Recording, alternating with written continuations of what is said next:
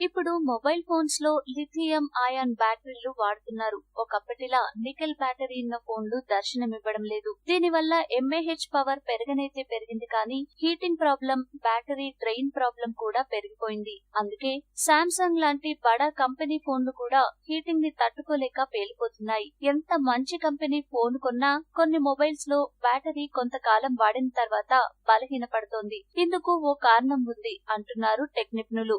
మనం phone battery 10% కిందకి వెళ్లేదాకా charging పెట్టాలన్న ఆలోచనలో ఉండం. అలాగే బ్యాటరీ ఛార్జ్ లో పెట్టామంటే చాలు, అది 100% అయితే కానీ తీయకపోవడం పక్కన పెడితే ఛార్జింగ్ ఫుల్ అయిన తర్వాత కూడా అలానే ఉంచేస్తున్నాం. అలాగే బ్యాటరీ ఛార్జ్ అవుతుండగానే ఫోన్ వాడుతున్నాం. ఈ కారణంతోనే బ్యాటరీ వీక్ అవుతుందట.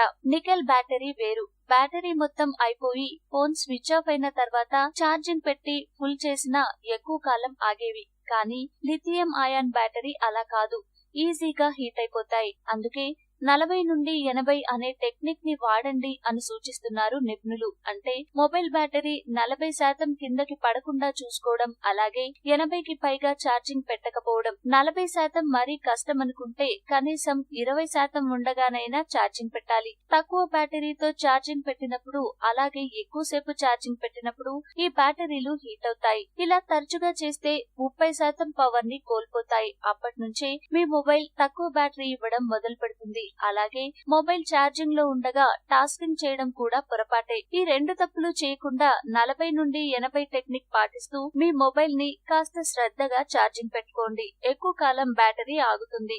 ఈ వీడియో మీకు నచ్చితే లైక్ చేయండి, అందరికీ షేర్ చేయండి, కానీ సబ్స్క్రైబ్ చేయడం మాత్రం మర్చిపోకండి.